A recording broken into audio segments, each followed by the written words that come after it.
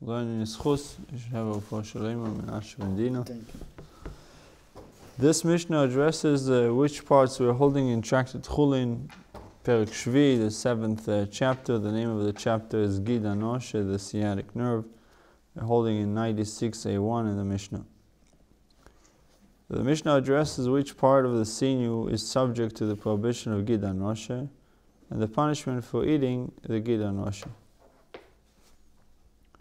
A noitel Gid Hanasheh, one who removes the Gid Hanasheh from the thigh meat, tzorich sheito leskuloi, must remove it entirely. Kidei lekayim bo mitzvos netila. Rabbi Yehuda Eimer, kidei lekayim bo mitzvos netila, he needs to remove enough to fulfill the mitzvah of removal. So far the two opinions. One opinion says tzorich sheito leskuloi. He has to remove it entirely. Rabbi Yehuda says, Kidei lekayim bo mitzvos netila, needs only to remove enough to fulfill the mitzvah of removal.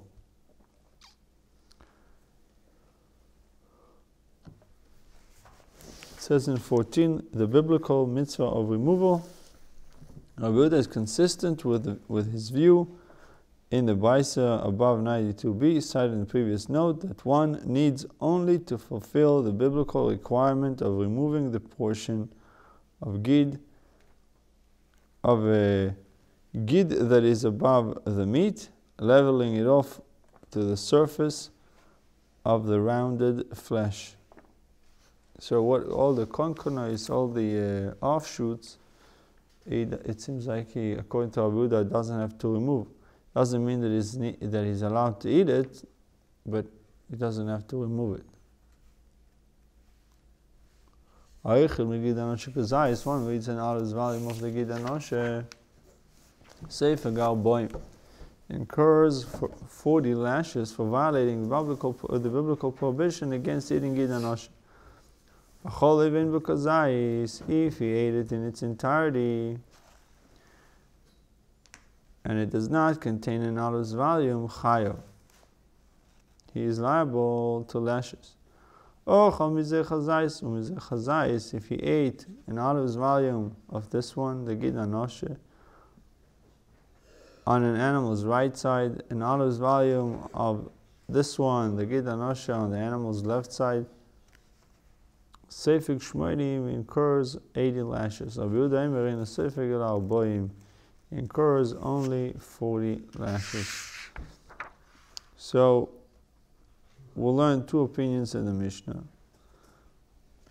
One that he needs to take the whole thing. One Rabbi Yehuda that he needs to take only some of it to fulfill the mitzvah of removal.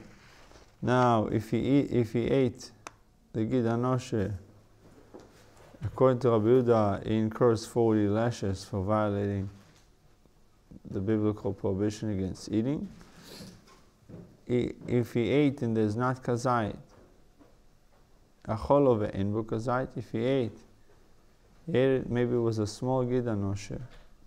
If he ate it in its entirety, because the first case it says, oichel mi Gid Hanasheh, one eats an al from the Gid Hanasheh. Over here, second one is eating the whole thing, but it's such a small sciatic nerve that there's no kazait in there. There's no, he didn't have an olive's volume. It's still chayav. Is liable to lashes. How you can eat everything and there is not containing olive? I said maybe it's a small animal, like maybe it's a calf. It's a very small, very small. The sherrits on the lettuce that we're worried about for the sherrits. Like if you eat the sherrits, like if there was the sherrits on your lettuce, then you're high for malchus also, or I mean a little bit like the lesson of Kezias on that. Well, was it intentionally? No. No, intentionally. As if it's dark. Okay. No, but here we're dealing with the guy that ate it, not the. That it was not an inadvertent. In order for him to be liable to lashes, yes, there are witnesses and warning and everything. Right, yeah. But the Mishnah is telling you as if there was already. Okay. Meaning, So the first case is he ate the whole thing. He ate some of it. The second case, that he ate the whole thing, but still doesn't have a kazais. So this chayav. And then the third case, he ate from one side, or right side and the left side, and from each side he ate kazais. There's two opinions. One that he gets 80, incurs 80 lashes, and the second opinion, Rabbi Yehuda, which is the lenient opinion, he gets only 40 lashes. The Gemara says, Bar Piyulei, or Bar Piyuli, Havo Koi Kamei de Shmuel Kamenake Atamu. Bar Piyuli was the name of a person, was standing before Shmuel and was excising the Gid Hanasheh from a piece of thigh meat. I guess taking out, removing. Abba Kogoim lay, he was cutting it off flush at the surface. That sounds like the opinion of Rabbi Yehuda, following the opinion of Rabbi Yehuda.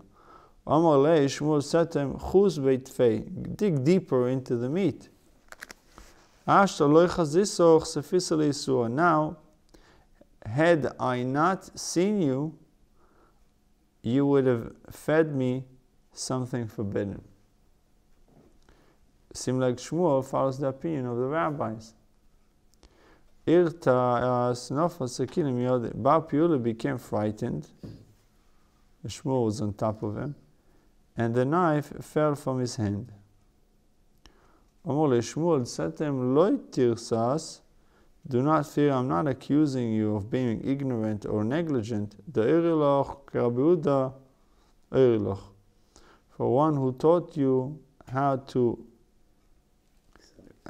excise the Gid Hanasheh, taught you in accordance with the opinion of Rabbi Yehuda. The Gemara comments on this incident. Amar Rav Sheshes Maide Shokri Bar Piyula de Raisa Rabbi Yehuda. That which Bar Piyula removed was the biblically prohibited section of the Gid Hanasheh according to Rabbi Yehuda. Miklal de Shaya de Rabon Rabbi Yehuda. This implies that he left over and did not remove the rabbinically prohibited section of the Gid Hanasheh according to Rabbi Yehuda.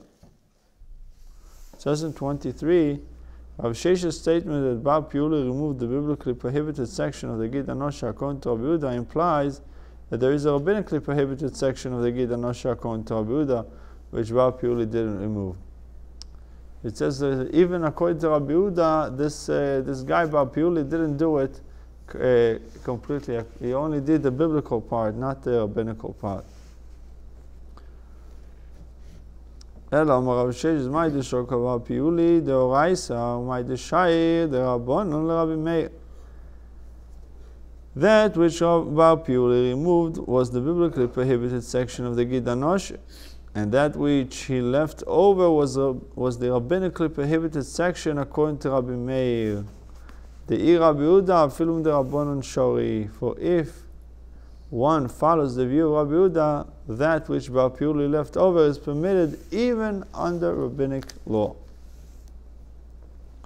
It says in 27, for it is only under rabbinic law that Rabbi Meir requires excising the section of Gid Hanasheh embedded under the surface of the thigh meat.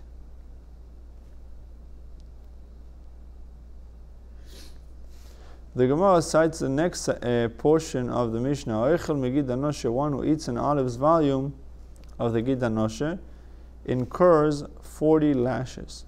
If he ate it in its entirety, and it does not contain an olive's volume, he is also liable to lashes. How could you eat it in entirety and it wouldn't have the shear? David will answer you. Small animal. What? Small animal? Thank you, Rabbi. Evidence. Yamata. Oichel megid Hanasheh, Amar Shmuel, Lo yosro teiro ela she'al hakaf bilvad. The Shmuel said the Torah prohibited only the section of the Gid Hanasheh that lies on the spoon of the thigh. shenemar al kafa yorech. So biblically, the part of that it's right by the, where they call it the spoon, right? They call it the. You're like up here. No, like say if you look at the picture, you see what the bones are connecting. Right. So The bones of the spine and the bones of the legs are coming together. That's kafa yorech. Biblically, if he ate the part that is on top of it, right over it, that's a biblically prohibited sciatic nerve. It's because shenemar al ken lo yochlu bnei Yisrael et Gid Hanasheh asher al kafa yorech. Yes. Yeah, no. This is rabbinical. The whole left side is rabbinical. This side is biblical, but they're saying maybe from here to here is going to be biblical. The rest of it is rabbinical. Okay. The spoon of the thigh.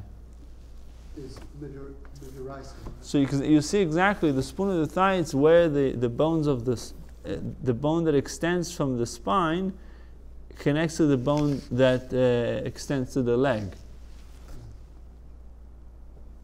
It's that round muscle that's there. So whether it's This part is, you're saying that this part should be biblical, the rest is rabbinical.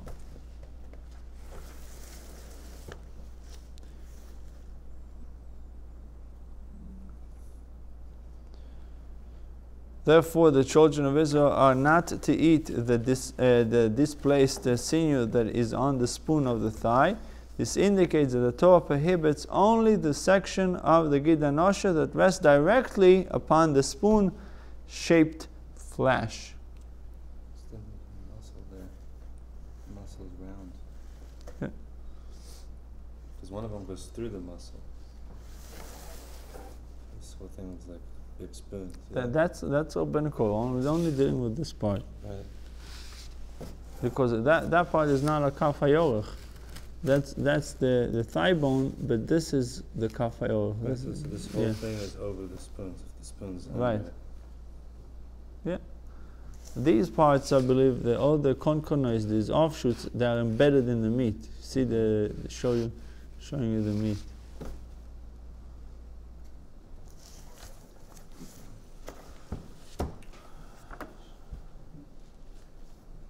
This indicates the Torah prohibits only the section of the Gid Hanasheh that rests directly upon the spoon-shaped flesh.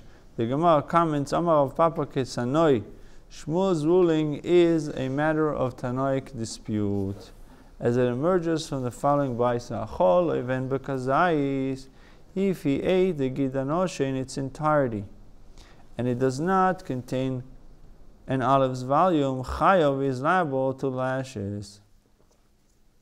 Rabbi Uda is not liable according to Rabbi Uda unless it contains an olive's volume.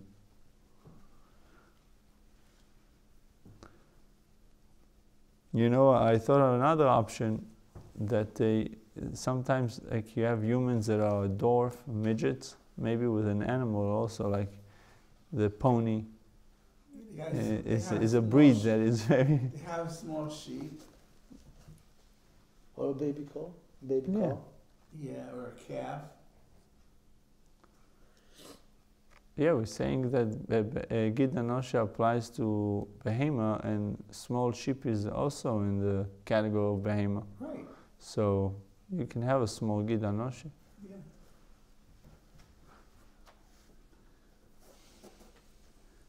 Our Papa proceeds to demonstrate how the positions of Rabbi Uda and the rabbis with respect to this dispute are based on their positions regarding Shmuel's ruling. My time of the Rabbanon.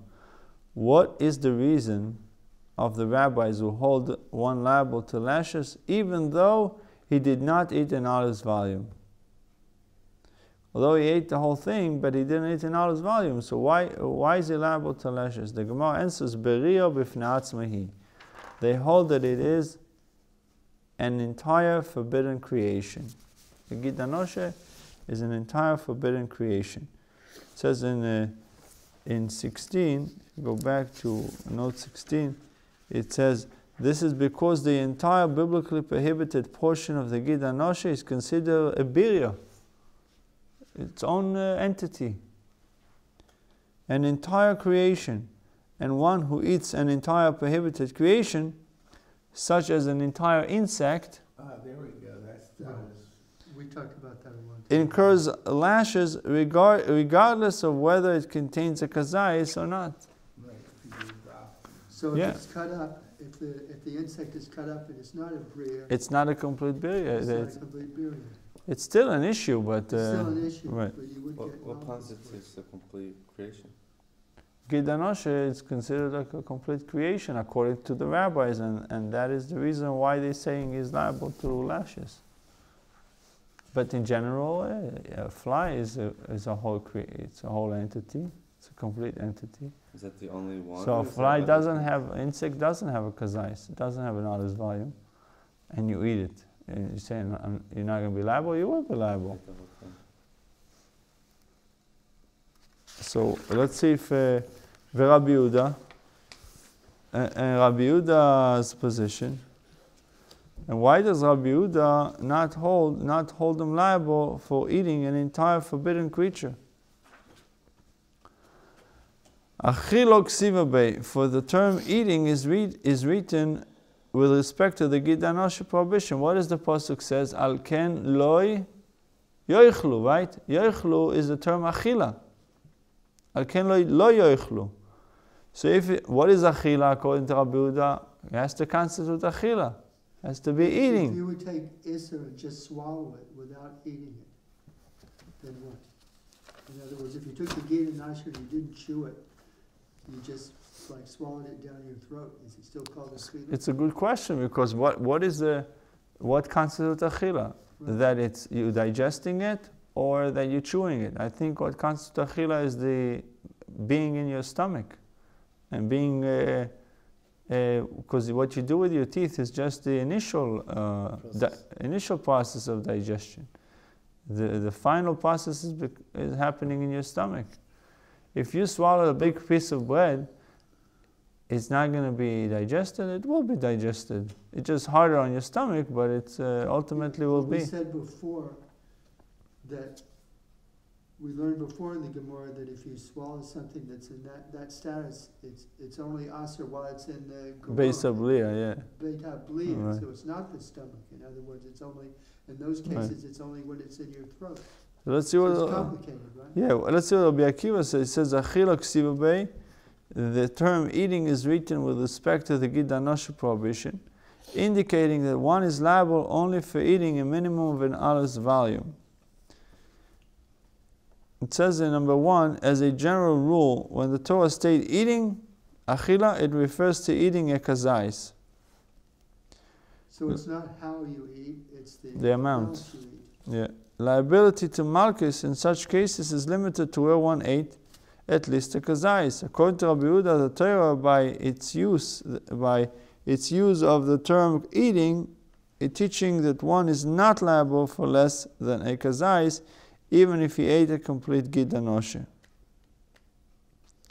See Tosfos, who contended that Rabbi Yehuda's nevertheless agrees with respect to other biblically prohibited foods. For example, insects, that although the Torah uses the term eating, one is liable for eating an entire creature, even if it does not contain a kazais. See there for further elaboration. So really, I think that this machlokes falls under the term bria. Right. So according to Rabbi Yehuda, it's not bria, and therefore is not liable Right. for less than kazais. According to Chachamim, it's considered a new creation, bria, and therefore he is liable to lashes, even though he didn't eat a kazais. V'rabbanon, what the rabbis are going to do with the expression achila? The Torah says achila, and he didn't eat a kazais. That expression eating is written to teach the chi'iz be'arba v'chamisha zeitzim v'ochal chad kazais michayev. Then when the Gid Hanasheh contains 4 or 5 olives volume, a regular size Gid Hanasheh that has a few kazaisim in it, 4 or 5, Ve'ochal chad kazais, and one ate one olive's volume, mi chayev, he is liable to lashes even though he did not eat the entire Gid Hanasheh. That's what Chachamim learned from it. Rabbi Yehuda, and how does Rabbi Yehuda know that one is liable to lashes for eating an olive's volume even though he did not eat the entire Gid Hanasheh? Me'asher al kaf hayorech nafku, he derives it from the clause that is on the spoon of the thigh. Asher al kaf hayorech, on the spoon of the thigh. Number 2 is very interesting. Number 2. The number 2 says the rabbis hold that the term eating, achila, here teaches a stringency that even one who did not eat the entire Gid Hanasheh is liable, as long as he ate a kazais. However, one who ate an entire Gid Hanasheh is liable even if it did not contain a kazais. So Chachamim would really agree with Rabbi Yehuda that if one ate less than a kazais, is not liable. But the only time they say it's liable if you ate the entire Gid Hanasheh and it was less than a kazais. In number 3, it says Rabbi Yehuda expounded the term eating leniently. For him, achila is more lenient. To exclude from Malchus one who ate an entire Gid Hanasheh containing less than a kazais. The term can therefore not teach liability to Malchus for eating one kazais of a large Gid Hanasheh. Number 4 says this teaches us one is liable for eating Gid Hanasheh even if he only ate the section that is on the spoon, kaf hayorech, making it clear that one need not eat the entire Gid Hanasheh in order to be liable. He must, however, perform an act of eating. Eat a kazais. So on the kaf, even if he didn't eat a kazais, just eating from the kaf, he would be liable, right? Because that's derived, right? That's what he's saying. This teaches that one is liable for eating Gid Hanasheh even if he only ate the section that is on the spoon, but didn't say the amount, making it clear that one need not eat the entire Gid Hanasheh in order to be liable. He must, however, perform the act of eating. He has to eat a kazais. No, he has to eat a kazais, but he wants to say that even if he only ate a kazais, if it has 4 or 5, but he ate one kazais, but that specific kazais was on the spoon. It's also the biggest part. You can see, if you look at the diagram, you see that the part that is on the, that's the it's big and long.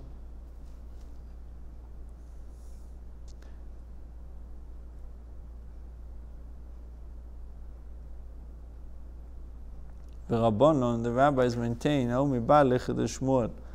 that phrase, al kaf hayorech, that is on the spoon, is needed for Shmuel's exposition. According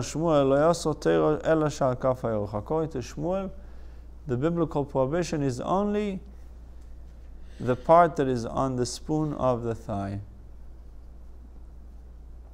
The part of the Gid Hanasheh that is prohibited on the spoon of the thigh. Rabbi Yehuda Yorech Kesiv, on the contrary, it is written in the Torah, the thigh, ha-yorech. It doesn't say kaf yorech, it says al kaf ha-yorech, the chula yorech, implying that the Gid Hanasheh of the entire thigh is prohibited.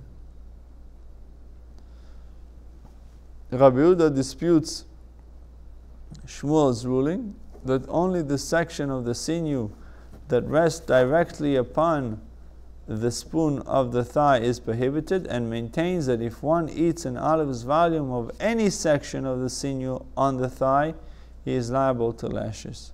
Because of the word, the letter Hey.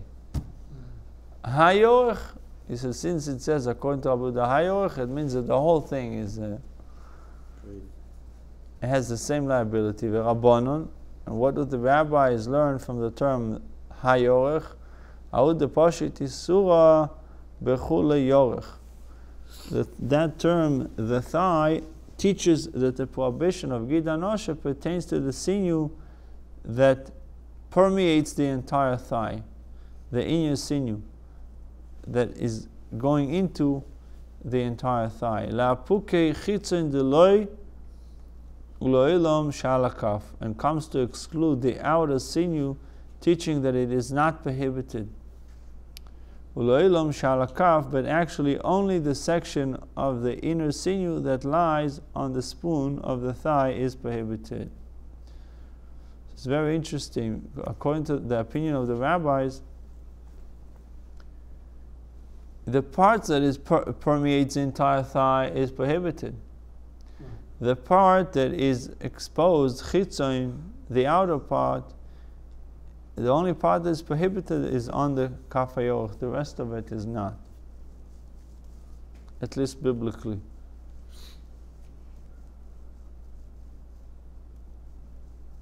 That one's easy to see, and you could probably take it out.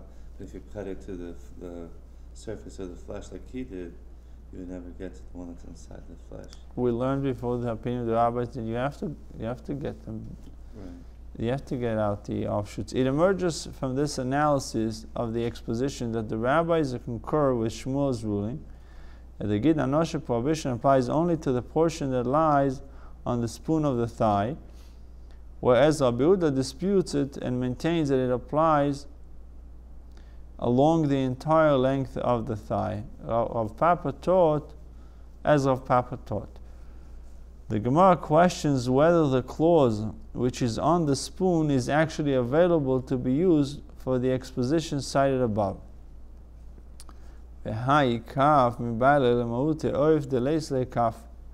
This word spoon is needed to exclude from the Gid Hanasheh prohibition fowl which do not have spoon-shaped flesh surrounding their thigh bone. Even if they have a Gid Hanasheh. They do have a Gid Hanasheh, but they don't have the thigh bone. It says the Gemara answers, Terei kaf ksive. Spoon is written twice in the pasuk. Once for the respective exposition of Rabbi Yehuda and the rabbis, and once to exclude fowl. So in 12 they give us some kind of a summary of the opinions of what we learned. Genesis 32:33. The pasuk reads, Al kein lo yoichlu bnei Yisrael es Gid Hanasheh asher al kaf hayorech ad hayom hazeh. And then the Torah says why, and the Torah explains it. And you shouldn't do it because ki noga bechaf yerech Yaakov begid Hanasheh. Translation. Therefore the children of Israel are not to eat the Gid Hanasheh that is on the spoon of the thigh to this day, because he struck the spoon of Yaakov's thigh on the displaced sinew. To summarize, 3 topics discussed in our Mishnah are subject to dispute. Number 1, whether it is required to remove the portion of the sinew that is beneath the surface. Do I need to remove it or not? Rabbi Meir maintains that the Gid Hanasheh beneath the surface must also be removed. Rabbi Yehuda maintains that it suffices to cut it off at the surface. Okay, 2 opinions whether I need to remove it or not, Rabbi Meir and Rabbi Yehuda. Number 2, we had a debate if the Gid Hanasheh does not contain a kazais. The rabbis, the Tana of our Mishnah, and the Brisa cited it by the Gemara maintain that one who eats it in its entirety is liable to malchus. Rabbi Yehuda disagrees, maintaining that unless one ate a kazais, one is not liable to malchus, even for eating an entire Gid Hanasheh, since it has less than a kazais, is not liable, contrary to the opinion of the rabbis. Number 3, one who eats a kazais from both right and left sinews, according to the Tanakama, is subject to 80 lashes, 40 for each Gid Hanasheh. Rabbi Yehuda maintains that he is subject to only 40, because the Torah did not prohibit eating the left sinew. An additional dispute cited by the Gemara, whether the entire length of the Gid Hanasheh is prohibited. Shmuel maintains that only the section that rests directly upon the spoon of the thigh is prohibited by the Torah. Based on scriptural derivations, the Gemara deduces that this view is that of the rabbis, the Tana of our Mishnah and the Tanakama of the Brisa. In the second dispute cited above, while Rabbi Yehuda maintains that the entire length of the Gid Hanasheh is subject to the prohibition. Now, applying here the first dispute cited in the Mishnah, in which Rabbi Yehuda maintains that it is only required to remove the Gid Hanasheh that is above the surface, we can conclude that in prohibiting the entire length of the Gid Hanasheh, Rabbi Yehuda means only to include the portion of the sinew that runs along the surface of the thigh meat. Many Rishonim maintain that Rabbi Meir, who holds that it is rabbinically required to remove even the part of the Gid Hanasheh embedded in the flesh, is in agreement with Rabbi Yehuda on this issue, that the Torah prohibition refers to the entire length of the Gid Hanasheh. According to Rabbi Meir, the entire length of the Gid Hanasheh must be removed, that which is above the surface due to the biblical requirement, and that which is embedded in the flesh due to the rabbinical requirement. According to these interpretations, or to this interpretation, the rabbis of the end of the Mishnah and the rabbis of the Brisa are not Rabbi Meir. See Rosh Yosef for an in-depth discussion of Rashi's view on this issue, as well as the opinions of all other commentators. So that was a short summary of what we discussed so far. Rabbi, question. Number one, when you say that the opinion of Rabbi Meir, if you maintain the Gid Hanasheh beneath the surface must be removed, and Rabbi Yehuda doesn't agree. This, for a person that read this and goes to a, sorry to speak, but Reform rabbi, he can say, you see, on Gemara you have the discussion that one rabbi permits and one rabbi, it's okay. So we can turn on the lights on Shabbat, and your rabbi says no. So it's a. The question is the Reform rabbi is really a rabbi? No, it's not a rabbi. I know it's not a rabbi, but how I answer to this person? Because you see in the Gemara that one say it's okay. I have a religious friend that he got married on Shabbos. He invited me to the wedding, but the party is on Shabbos. So I said I can only come on Motzei Shabbos. So Rabbi was also invited. So he asked me who did the wedding. So I said some conservative clown. I didn't say a conservative rabbi. How can you call somebody a rabbi? Performing a wedding on Shabbos, chuppah with marriage contract, with signing and kinyan. Who knows if he did all these things? Well, the good news is if they get divorced, they don't need to get. Maybe. I don't know, it's a big problem. Probably gave a get from Suffolk. Because there's other kinyan that her husband does. Yeah. He bought her a ring, Yeah. issues, all these things, intimacy. Yeah. I don't know if they have cheder yichud. They don't have. They do yichud, not yichud. Who knows? Yeah, we can't call them rabbis if they don't follow. Because the same rabbi that gave his opinion, like the famous story with the Gemara, when two rabbis were arguing when is Yom Kippur. One rabbi said, let's say tomorrow is Yom Kippur, and the other rabbi told them no, it's the next day. So when they decided that was the halacha, follows like the opinion of the other rabbis that it's the next day. They told him, we want you to travel to us on that day that you believe is Yom Kippur with your bag, with everything, desecrating your own Yom Kippur. And he came. Even though it was his opinion, it was the opinion right. So it was in the opinion that it's Yom Kippur. He followed the opinion of the majority who said that it's not Yom Kippur. But in his mind, he believed it's Yom Kippur. So I think about I forgot his name, but he said there's a halacha that your cow should not go out on Shabbos With a strap. wearing a strap on its head, because it's carrying the strap, doing a malacha, carrying the strap. And one rabbi was in the opinion that it's not a malacha. It's used to it. The cow is used to it. He's always wearing it. But the opinion was not like him. Okay. He saw the cow of his neighbor was walking around on Shabbos with a strap. Loi micho. He didn't say anything. He didn't say anything. He didn't protest. It says that he did tshuva on this, that he didn't protest. It wasn't his cow, it was his friend's cow. Seemingly they followed his opinion, but he needed to tell him, hey, it's not, you shouldn't follow my opinion because I'm not the majority.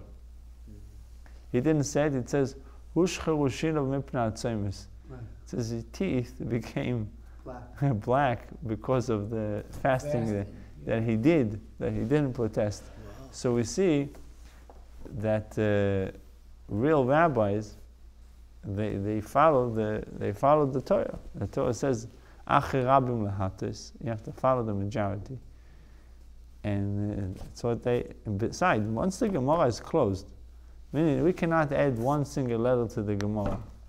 You cannot add single letter to Shulchan Aruch. It's closed. It's sealed. All these guys that are coming, 200-300, I don't know, forms started to be. But they said themselves that we are no longer bound by the Shulchan Aruch. That's where they began from. Right. In other words, they said we don't have to listen to the Shulchan Aruch. Meaning that but they are saying, their claim is what they're telling him, from what I understood. You have your rabbis, you follow your rabbis, we follow our rabbis. So it's like, what gives you the right to question? So all rabbis have to follow the Torah. But the problem, Rabbi, is that this rabbi, Reform rabbi today, get a license of a real rabbi in Israel. So he is a rabbi, but he turns the kofar. But So can I tell you something? he was a rabbi. There's a story that a boy brought a bicycle to a Reform rabbi, and he said, "Rabbi, can you bless my bicycle? Can you give me a bracha for my bicycle?" And you know what the Reform rabbi said? He said, "I know what a bicycle is, but what's a bracha?" Yeah. All right. Or they asked him to do a funeral for the dog, so he didn't want to do it. So he told the rabbi, "I will give you $5,000 to do a funeral for the dog." So he said, "Why didn't you say it was a Jewish dog?" When you put a price tag on it, it turns automatically to a Jewish dog. Yeah, money talk. That's this joke really tries to express the process of conversion. That they make people Jews. Like when you go to a foreign place, you don't even know if they're Jews. So you know what? Because you come with a non-Jewish girl, you go in and you go out, she's Jewish. And now she goes out there thinking that she's Jewish. She leaves you and she marries another guy, she's Jewish. Philip, I asked this chassan yesterday, what's the name of the rabbi that married you? They called him Paul. I thought maybe it was you. Paul. Now how can you give a Jewish guy a name after the guy who pretty much invented Christianity? It's like Rabbi Paul. You know what? Yeah, a big future.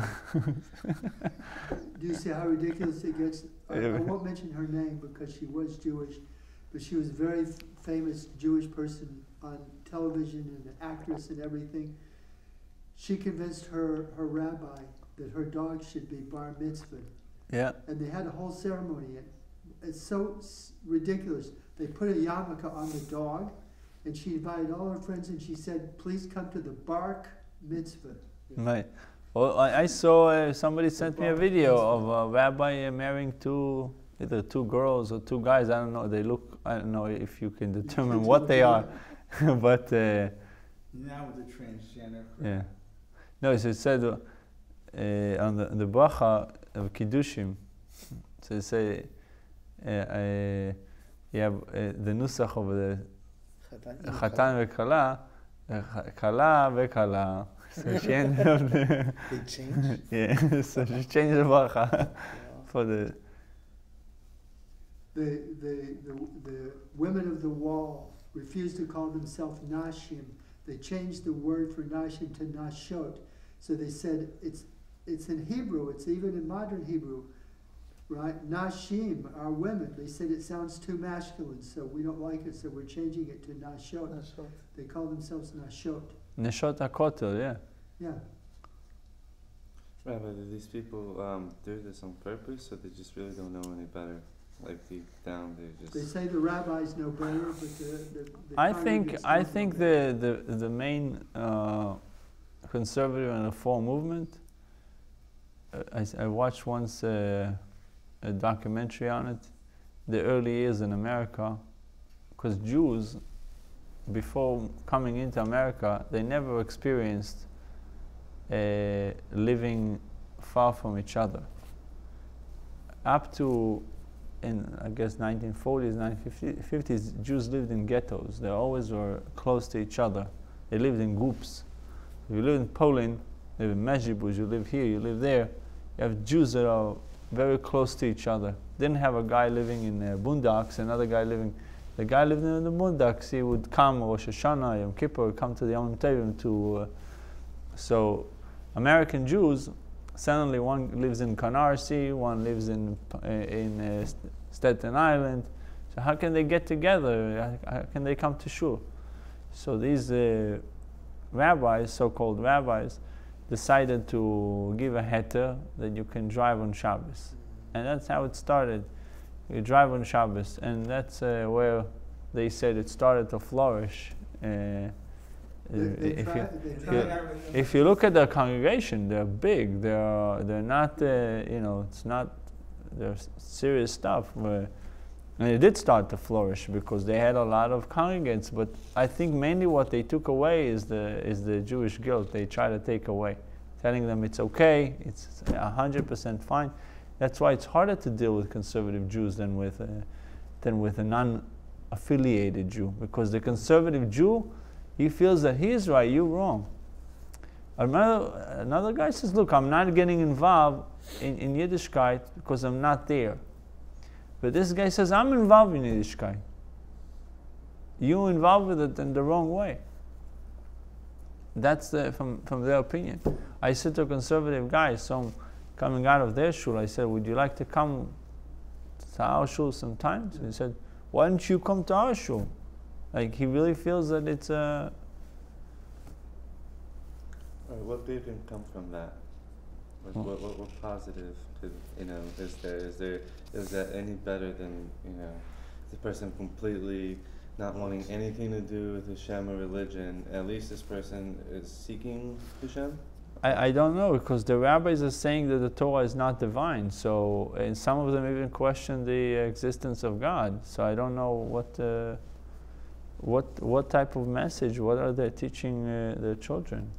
And what are the truth is, what are the chances that a conservative or reform kid would marry a Jewish girl? They're very slim.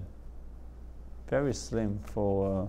They all go to public schools and public high schools, and like you said, the person that lives in the boondocks, he's the only Jewish person, and all the girls are non-Jewish. You know what I mean? Right, his chances are very slim. I went to a wedding of one Jewish family, and when I was in the airport from Brazil, the rabbi was in the same plane. So I sit with my wife, and the Chatan was not going in this flight, only the Kala. And the rabbis give a hug to her, kisses and hug, and sit with her to Brazil to 8 hours in the skuru, Dark. in the dark with her, together, sitting together, the rabbi. So I asked myself, how is possible? This is the rabbi. So one other thing is... He was conservative. He was this Temple, they call it a temple. no, it's here in Palmetto. I call it The Kabbalah. the Kabbalah Center, yeah. Mm-hmm. But they are real rabbis, Rabbi. they know to read the Torah. I don't know real, but they explain Torah, they believe Torah is from Hashem, but they do things that it's not common for a rabbi. The original reform started with Moshe Mayer Weiss in Germany, and they said that if we make ourselves more acceptable to the Goyim, in other words, if we change our dress, and they changed Shabbos to Sunday, and they put organs in their synagogues, they said, I mean, this was before Machshema, before Hitler, they said, if we look more normal and we look more like them, they'll accept us. Yeah. And they thought that you could still be Jewish. They felt, in other words, be Jewish in your home, and in Gas, when you're walking in the street, look like everybody else. Just be They like. they have a synagogue like that in Prague and one in Budapest. The big one, the Honey Street. Anyways. Where conservatives started was the first class from Hebrew Union College in Cincinnati, where the Reform rabbis graduate in the 1800s. They invited a lot of rabbis to come, Orthodox rabbis, from people to come to them, and at the Suda afterwards, after the smichot, they served shrimp. So a whole group of people said, this is too much. We have to start our own group, our own movement. Wow. That's where the conservatives started. They said this reform has gone so far that we have to be more machmir because we still have to eat kosher. I remember it was probably 25 years ago. The rabbi in yeshiva told us that the reform movement started. The first thing that they did, they took out Yokum Purkon from the davening of Shabbos. Right. That's what they told us. They also, in Germany, they also took out all the korbanim because they said, from the siddur, they said, They said the first thing they started is take out, you don't have to say Yokum Purkon. Once that was established, then like they paved the way if to... If you have a sweater, a very expensive sweater, and you pull out one thread, right? And then there's another thread. Every thread that you pull out is going to make a hole, right? It's going to make a hole and ruin the thread. New Mishnah. Before cooking the thigh of an animal, its Gid Hanasheh must be removed. The Mishnah discusses the law for a case in which a thigh was cooked with its Gid Hanasheh still in it. Yorech shenisbosher bo Gid Hanasheh. If a thigh was cooked with the Gid Hanasheh still in it, Im yesh bo b'noisen tam, then if the thigh contained an amount of meat such that the Gid Hanasheh imparts flavor to it, areizo asura. So it gives flavor to the rest of the meat. The thigh is prohibited. We said something else before. If it's right after shchita, the Gid Hanasheh is fresh, right? Because it's hot. If you wait it's hot. If we wait a while, then it becomes hard and maybe. No, but over here is the concern that it was cooked. Cooked. So keitzad meshari noiso. How do we measure it? If it's nice and tam, if it's imparting flavor or not? Kevoso belefes, like meat in turnips. What is meat in turnips? It says in 16. We view the Gid Hanasheh as if it were meat, and the thigh as if it were in turnips.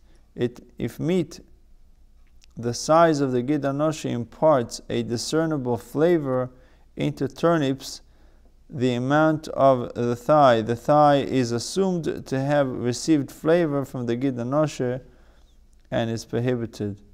The thigh is prohibited.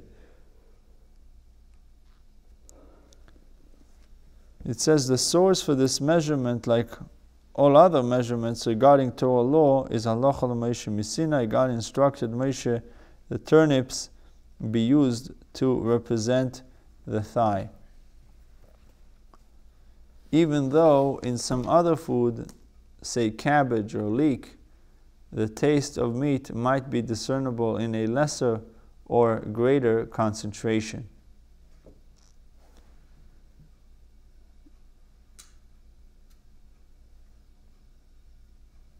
It says over here that the opinion of the Meiri or the Ran that meat in turnips is 1 in 60. turnips. I'm trying to picture this vegetable. So around, we have a picture of it here. Something. It's like a big onion. Oh, okay. It's for me it's looks like not beets, horseradish, but it's a similar flavor of horseradish. But that's the big ones or the small ones? That's the big one. That's The big ones, okay. Left, right. So yeah. So how do they? Kivoso, like meat in turnips. I guess what cooked with meat that is cooked with turnips. Right.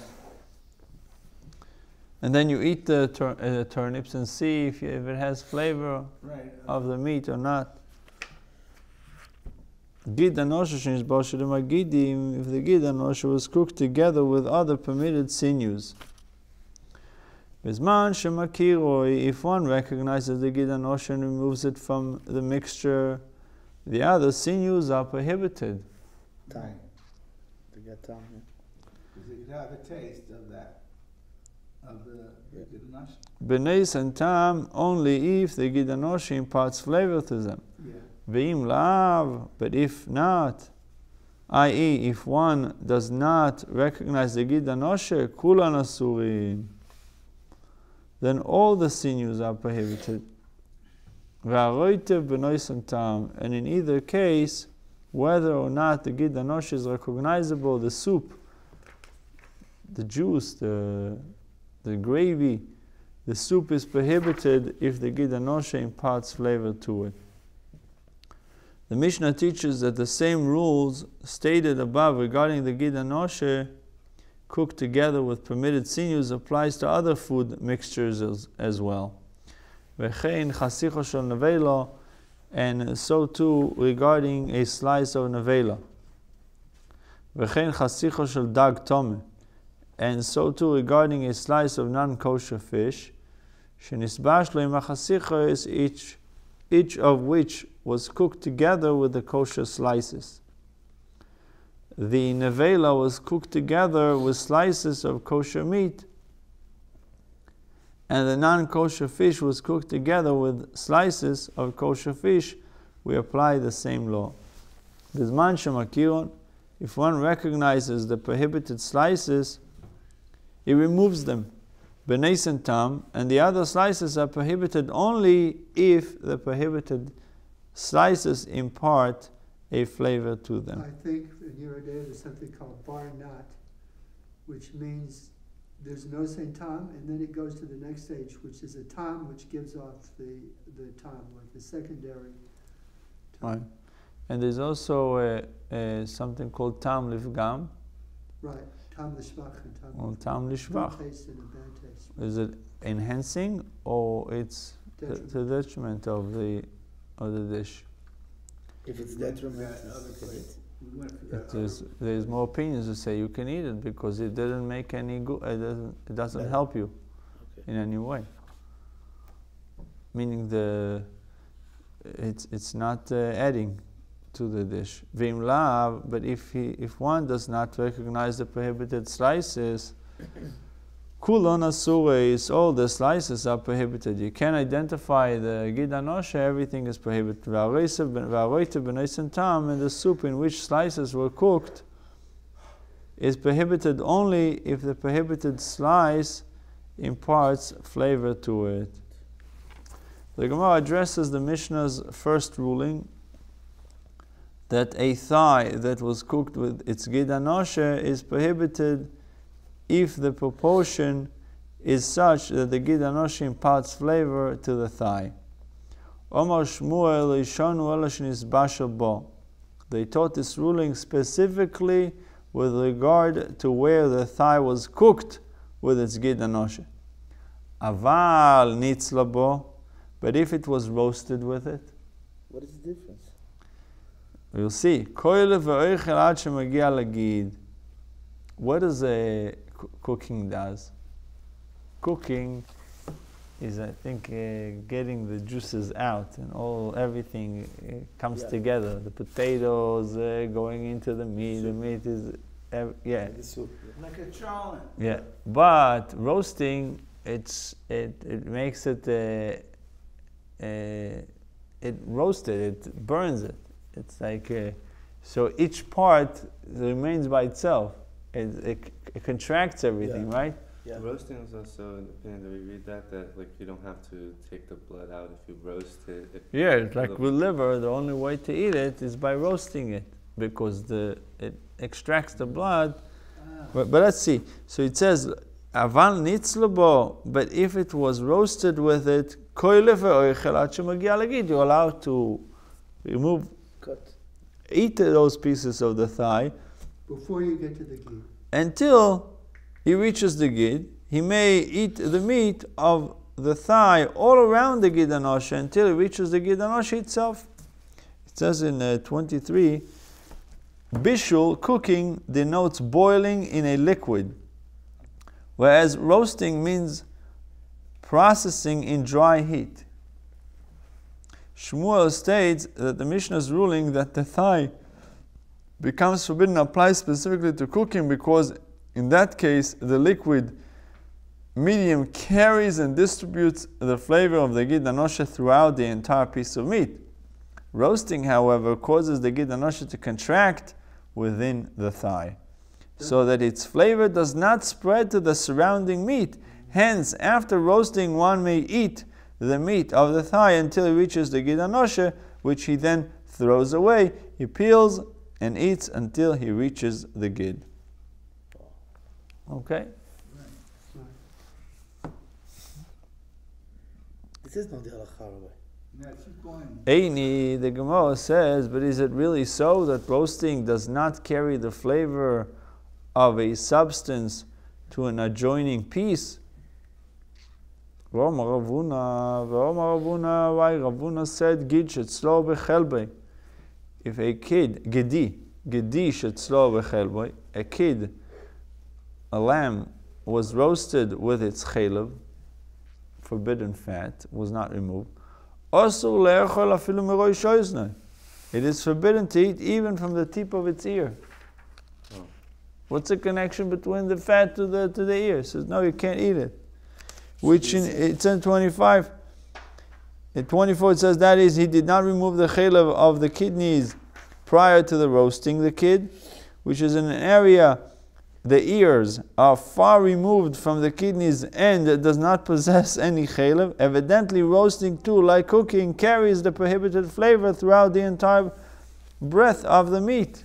Rabbi, not even just that. If we learned in daily halacha that it goes on the entire oven, not even just the meat. You have to wait before you can put a fish in. Yeah. The Gemara says, the Gemara says, Shani chelev the mefapea. Chelev is different.